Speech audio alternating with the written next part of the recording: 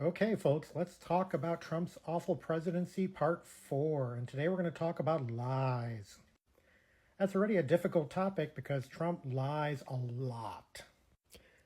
During his 4-year presidency, the Washington Post reports that he made some 30,000 false or misleading claims. And his lies are pretty much entangled in pretty much everything else he does or says.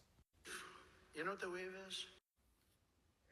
So we're going to just have to focus on some of his most obvious and most blatant lying that he's done and rely on the rest of the video series to catch us up on all the rest. His earliest lies were during his campaign when he was willing to say pretty much anything to get elected. Let's see if you remember this gem. We're going to get the wall built, and it's going to be built right, and Mexico's going to pay for the wall. There are two things to note here.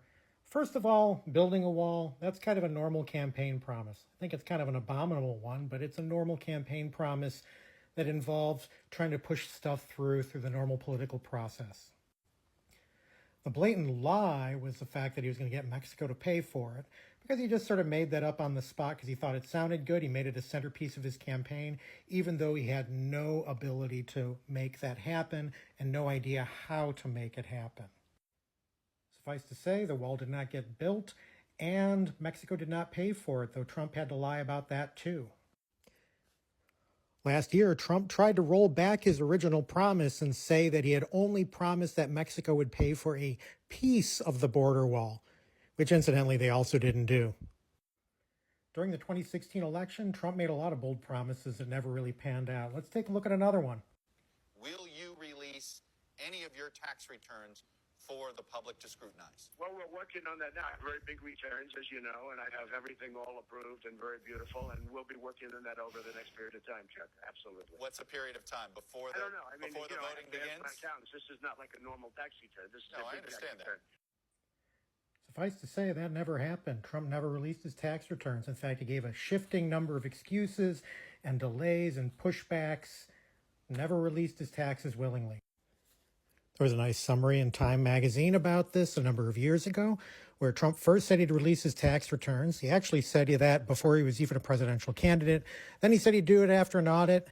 Then he never decided to release them before the election. And then after the election, he said the public doesn't care. This was still an issue in the 2020 election, where Trump was still hedging and hemming and hawing about releasing his tax returns, going from saying absolutely he would to basically saying that this was political prosecution of him. I believe we finally saw those tax returns under court order. Trump never willingly released them.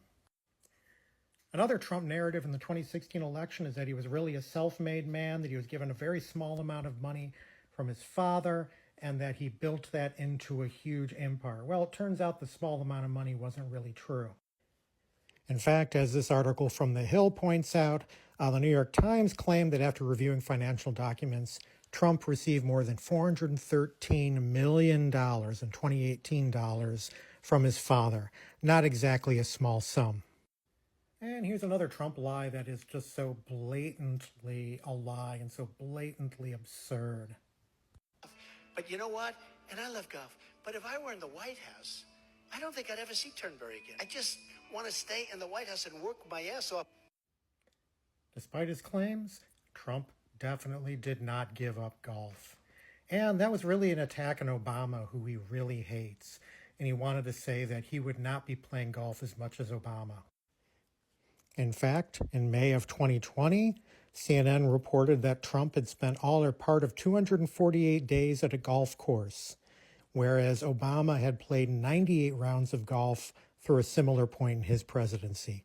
So, another absurdly blatant lie. In fact, Trump even added to that record. By the time his presidency finally ended, he had spent almost a year playing golf during his 4-year presidency, 307 days. One of the most disheartening things about Trump's presidency was that he really started it with a lie, a blatant lie. And that was, of course, about inauguration size. Again, Trump hates Obama, and he could not bear the thought that Obama had a bigger crowd than him at Inauguration Day. 6 days after he was sworn in, he claimed it was the biggest audience ever to watch an inauguration address. This was definitely not true of the in-person crowd, where photos from the Washington Monument for both Obama and Trump's inaugurations show that Obama had far more people.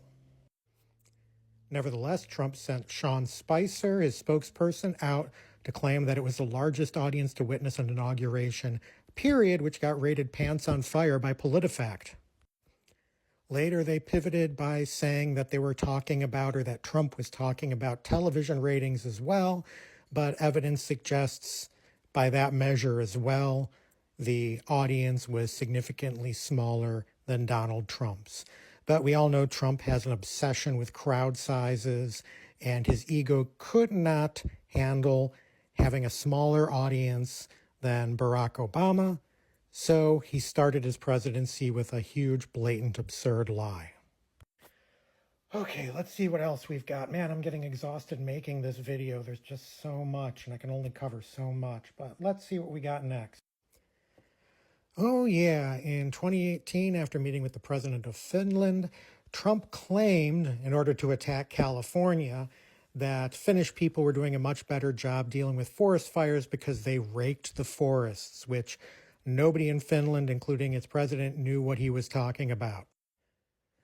This became a meme on Twitter at the time, and all these Finnish people were jumping up and making fun of the president, which ties back into my previous video on foreign policy when Trump said he was the most respected president ever. Well, that was just not true. People were openly mocking him for saying such an absurd thing. On a more serious note, we have Trump's lies about COVID, and I'll cover COVID in more detail in another post. But we should note that one of the biggest crimes that Trump did related to COVID was lie incessantly about it. And here's a Wikipedia image that really covers nicely what was happening. The graph is drawn a little strangely, but that's so the text can fit. But basically, as time went on and cases skyrocketed in the U.S., Trump was worried about his election chances being hurt by the pandemic, so he just blatantly lied and said that it was fading away, even as cases skyrocketed. He later admitted to Bob Woodward that he had just lied to the American people about this. He claimed that he was trying to keep people calm, but by trying to keep people calm by lying to them about a deadly disease, that just doesn't pass the smell test either. Whew, okay, let's see what else we got here. I don't think anyone will ever forget this picture. When Hurricane Dorian was approaching the United States, Trump mistakenly said that there was a risk of it hitting Alabama, and the Weather Service had to quickly come out and say that that was not the case. And of course, we all know what happened next. Trump, or one of his aides, took out a Sharpie and drew an extra circle on the hurricane map to show, hey, it could hit Alabama, which later was known as Sharpiegate. Let me end with one more that's kind of ongoing and is very currently relevant because Trump is using exactly the same lie again. This is what he said back in 2020. I have to move on to the next question. They said or the else stock we're not market going to have will time boom to talk about it. if I'm elected. If he's elected, the stock market will crash. Okay, let's move on. Okay, let's just take a look at what the stock market has been doing lately. Yeah, record Dow during Biden's administration. Because I know some people are going to nitpick about this in the comments at some point, let me point out that stocks are a little bit down from their record highs this week, but yeah, no Great Depression. Nevertheless, the very same day that the markets hit record highs, Trump said Harris's economic plans would put us into a Great Depression. He's using the same lie again. He knows it's a lie. He has no evidence. And that's Trump's pattern. Reckless lying, whatever suits him, whatever serves his purposes. He knows that his followers will be foolish enough to believe it.